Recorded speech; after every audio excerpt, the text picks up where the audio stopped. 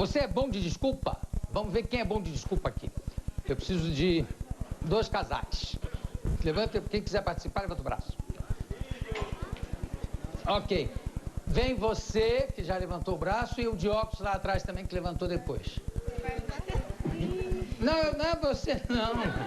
Bobinho, o outro que levantou antes. Isso, vem. E o de óculos atrás. Ok? Agora eu preciso de 2 moças. Quem? Quem?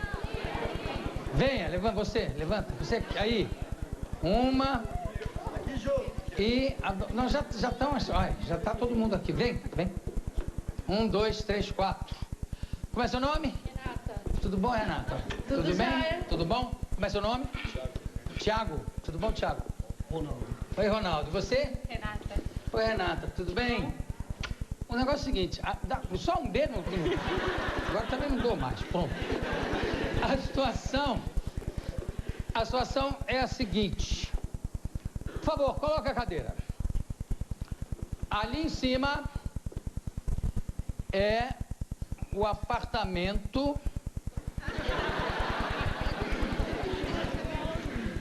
de um rapaz, que é você, pode subir ali. Pode? Vai. Olha que lerdo. Olha como é lerdo.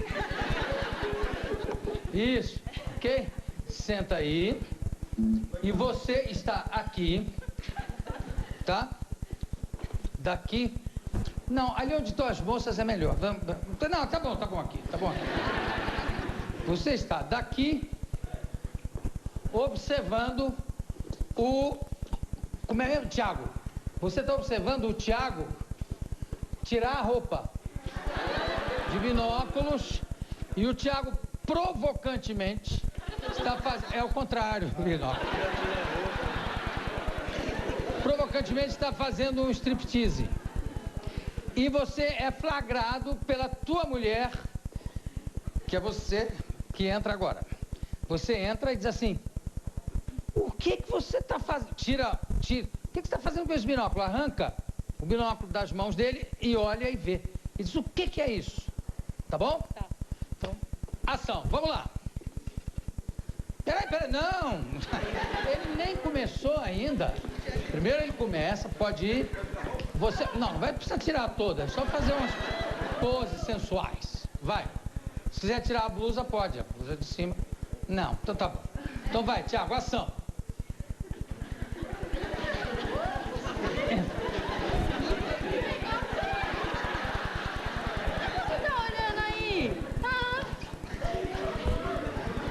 Que é isso?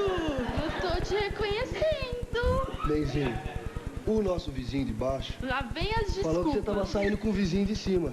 Eu? Eu quis saber o que ele tem, por que você tá saindo com ele. Mas não eu tá... sou uma mulher tão honesta. Mas por enquanto eu tô checando o porquê que você... Fiquei sabendo que você tá saindo com ele. Tá bom, tá bom. Muito boa desculpa. E você? Sua entrada foi ótima. Agora você é sem vergonha também, porque você tem a cara de pau de dizer que é uma mulher tão honesta. É demais. Agora vamos fazer o contrário, tá? Tá. Você está olhando de binóculo, tá? E... Não, daqui, desculpa. Você está lá fazendo striptease. Vamos lá. Você está olhando e você entra e flagra essa situação. Atenção. Cadê o meu comando aqui? Ah, eu tinha esquecido. Por isso é que a cena não funcionou tão bem. Agora sim. Tá pronto? Tá tudo pronto? Começa o striptease. Música.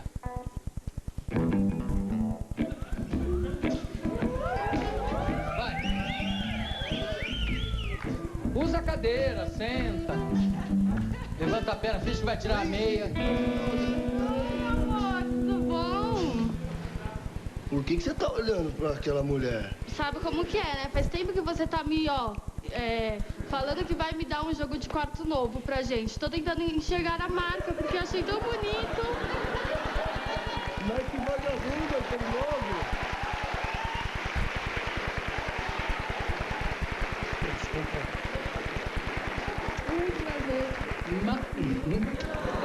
Três, tá bom, já compensou. Tá. Mas não vou gastar muito, porque é só uma cadeira que eu vou comprar. Ah, é? E o resto dos móveis? A cama, abajur, tudo aquilo tem que comprar também. Desce e... Alex, por favor. Lo presentes. Tá aqui. Parabéns. Muito obrigado. Obrigado para eles também. Cadê? Não entendo.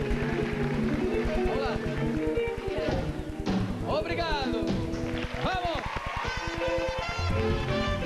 Atenção, artista do Circo Pinochet. A grande atração do dia. Alex, o corredor. Grande Alex.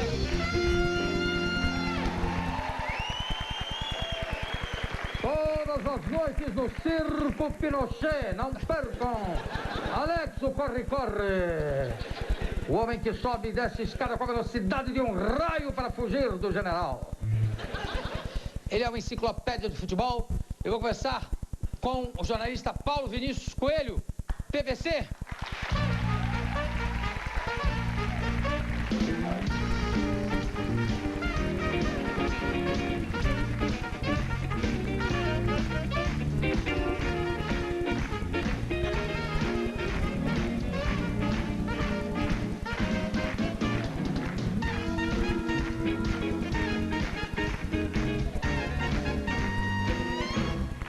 Olha só, jornalismo esportivo, Paulo Vinícius Coelho, editora Contexto.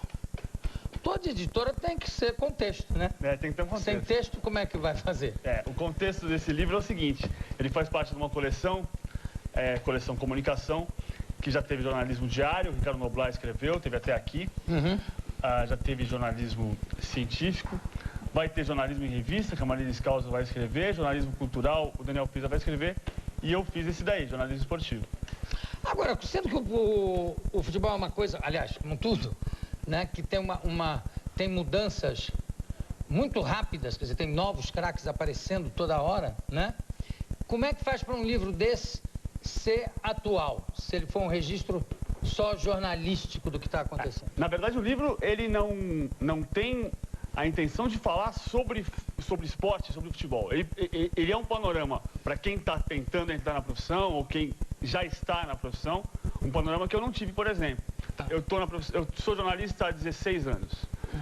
Publiquei minha primeira matéria quando eu estava no primeiro ano da faculdade ainda, em 87. Nem é tanto tempo assim, né? Não.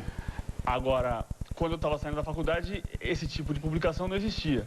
Então, daí é que eu acho que vale a pena ter uma coleção como essa, para quem quer atuar ou com esporte, ou com política, ou fazer jornal diário.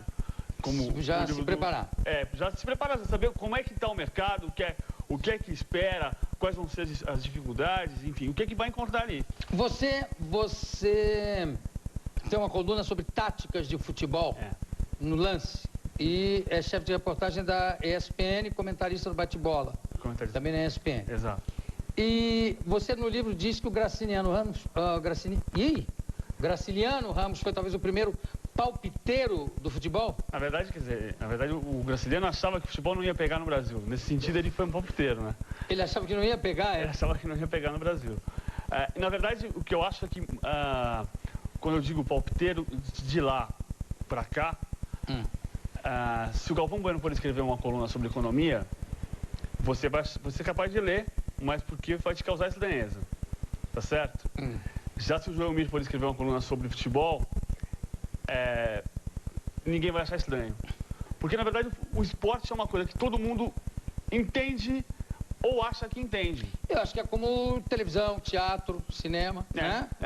Cinema, por exemplo, é uma coisa muito Todo parecida. mundo vai, eu acho que aquilo devia ser assim e tal. Agora, ninguém entra no Boeing e vai dizer para o comandante, olha, eu acho que o senhor devia pilotar assim, assado, né? Exatamente. Mas é porque, talvez aí, nisso, resida a força do futebol, que é uma coisa tão clara que qualquer um pode, mas também, você citou o Joemir Betting, que é um apaixonado por futebol. Exatamente. Até o exemplo nem é o melhor. Digamos que o Alexandre Garcia, nem sei se o Alexandre Garcia é apaixonado por futebol, mas não tem a história que o Joemir tem. O Joemir foi jornalista esportivo. Exatamente. Então, já é diferente. O Joemir até abandonou o jornalismo esportivo porque não conseguiu conciliar a paixão que tinha pelo futebol com a profissão. Mas você acha que que existe hoje em dia nos jornais, na profissão, alguns cronistas ou que tenham colunistas, que sejam apenas palpiteiros, que não tenham... Não que sejam palpiteiros. Eu acho que acontece alguma coisa como, por exemplo, eu acho que a qualidade tem que estar sempre acima de qualquer coisa. Então, por exemplo, o Tostão é uma figura curiosíssima, né? O Tostão são 3 pessoas numa só. Você distingue completamente o Tostão, jogador de futebol, esse foi uma figura, ele tem uma história. O Tostão que passou 20 anos sem falar com a imprensa, sem falar sobre futebol, o Dr. Eduardo, esse é uma segunda figura. O Tostão colunista da Folha de São Paulo, do Jornal do Brasil, o Tostão comentarista, esse é uma terceira figura. Por quê? Porque ele faz tudo isso com muita qualidade. Então, a qualidade que ele coloca no trabalho dele faz com que ele seja uma figura... Ele existe como colunista, como médico, existiu como jogador de futebol. Mas o fato de ter sido um craque facilita isso. Facilita. Nós transmitimos a Copa de 94 lá de Los Angeles. E numa das nossas mesas redondas estava o Jairzinho. E o Jairzinho ia assistir os jogos com a gente. Aí teve uma jogada que eu não me lembro. Eu não me lembro quem foi que podia ter feito um gol, mas deu um... Acho que foi o Zinho. Tava cara a cara. Brasil e Itália. Brasil e Itália. Ele podia ter feito um gol de empurrar a bola e ele deu um chutaço e a bola foi. Eu falei, meu Deus, mas como é que ele não percebeu isso? Aí o Jairzinho que estava do lado disse assim, ele não tem cacuete de atacante. Se o atacante, se ele fosse um atacante nato, por cacuete, por instinto, ele já empurrava a bola no canto. Então, quer dizer, essa observação é uma observação típica de jogador, mas que super adequada se ele estivesse fazendo um comentário esportivo, né? Tá certo. De certa maneira, o que eu quero dizer é o seguinte, o Tostão existe pela qualidade, exclusivamente pela qualidade. O Falcão é um grande comentarista pela qualidade, assim como o Casagrande. Em alguns momentos você aposta no carisma de uma figura que muitas vezes pode não ter mais. Por exemplo, o meu sobrinho de 15 anos pode não saber quem foi um jogador que brilhou nos anos 80. Claro. Então ele só vai existir como exercendo a função de jornalista se ele tiver qualidade. E se tiver um preparo também, né? Exatamente. Ele vai ter que saber. De certa maneira, eu sou um certo palpiteiro. Quer dizer, eu não sou ex-jogador, eu não sou ex-treinador, eu tenho uma coluna sobre tática. Sei, mas tudo bem, mas você estudou o assunto. Eu estudei o assunto e eu tento conversar com muita gente, fazer o que é a minha profissão. Vamos sabatinar você para ver se é bom mesmo. Qual é a escalação da Coreia na última Copa? Você se disse, é difícil, né? Livon, Hong, Park e Kim Tae. Song, Nankin, Yo e Yang. Vai me faltar um jogador. Tem o An, que é aquele do Perugia, jogou no Perugia da Itália, e o Sciol. Tá me faltando o homem que jogava pelo lado direito. O técnico era o Gus Hiddink, o holandês. O holandês. É. E o homem que jogava ali pelo lado direito? O homem que jogava ali pelo lado direito é que tá me faltando. Deixa eu ver se eu me lembro. Meu Deus. Sabe que tem um macete pra saber que jogador... Durante muito tempo eu não entendia como eram os nomes dos coreanos. Aí eu descobri que eles também têm sobrenome, que nem você, Soares, né? O meu é que eu tenho sobrenome índio também. Soares. Pois é. E, na verdade, quando a gente tenta saber o nome do coreano com Hong Myung-bo, por exemplo, que é o nome desse zagueiro, por um acaso eu sei.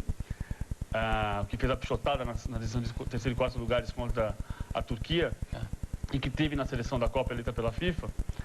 Ele, se você tentar ficar decorando o nome de jogador, sabendo o nome de jogador coreano com começo, meio e fim, você não vai saber nunca.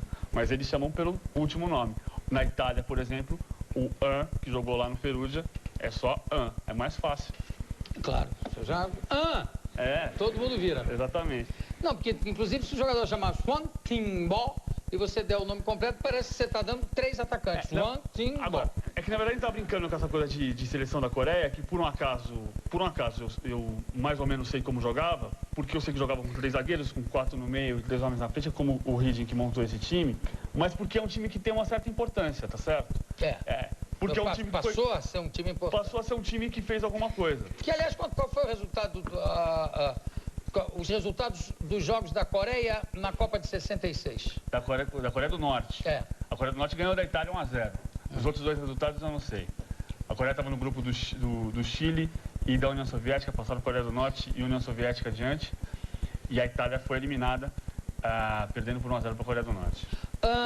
Vamos falar do meu Fluminense. Depois a Coreia perdeu para Portugal, né, nas quartas de final. Portugal é que eliminou a Coreia 5-3. do Norte, depois de ter eliminado o Brasil. 5-3. Eu não sei os outros dois resultados da primeira fase.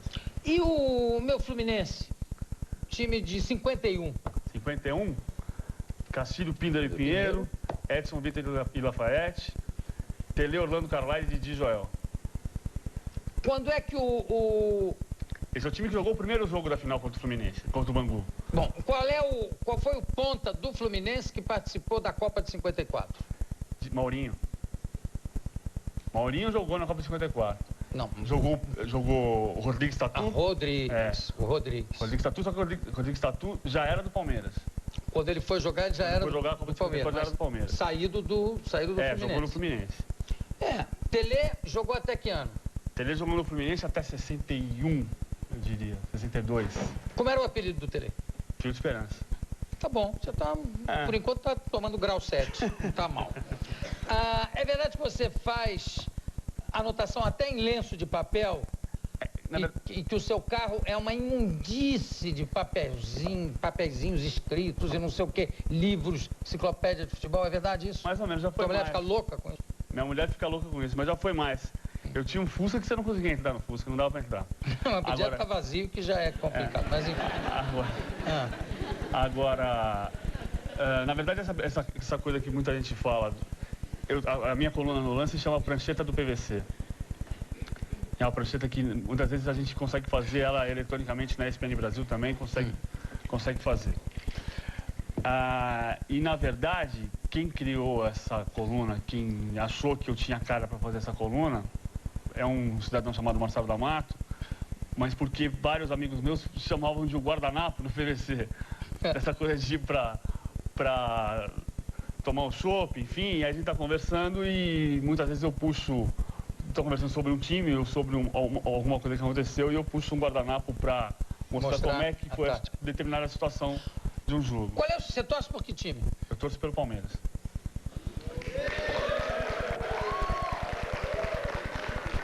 E essa é uma questão relevante, engraçada, né?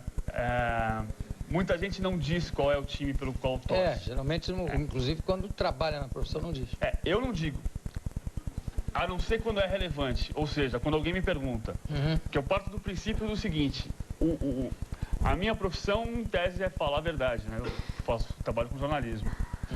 E a informação que eu tenho mais certeza do que acontece é o time pelo qual eu torço, porque eu torço desde que eu tinha 5 anos de idade. Mas não há uma certa distorção aí, não, quando você olha o time do seu coração? A gente faz um programa na ESPN que chama Loucos por Futebol. Eu acho que eu consigo discernir muito bem isso, porque eu não sou louco pelo Palmeiras, eu sou louco por futebol.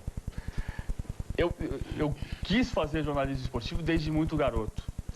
E eu sempre li muito sobre futebol, sobre a história do futebol. Eu acho engraçado quando alguém diz que eu sou uma enciclopédia. Eu gosto de ter a noção de que eu conheço algumas coisas. Não conheço tudo, ninguém conhece tudo, não, evidentemente. Claro. Mas, por exemplo, falando do futebol mundial, você entrevistou um jogador romeno que fala do tempo da ditadura na Romênia? É o Hadi. O Hadi. O que ele contava de lá? Como é que era? O Hadi falou uma coisa. Eu entrevistei o Hadi em São Francisco. O Brasil tinha jogado contra os Estados Unidos e viajava para Dallas. Eu cobri a Copa de 94 pela revista Placar. A equipe tinha o Juca Kfouri, o Pedro Martinelli, o Nelson Coelho, que não é meu irmão, e eu.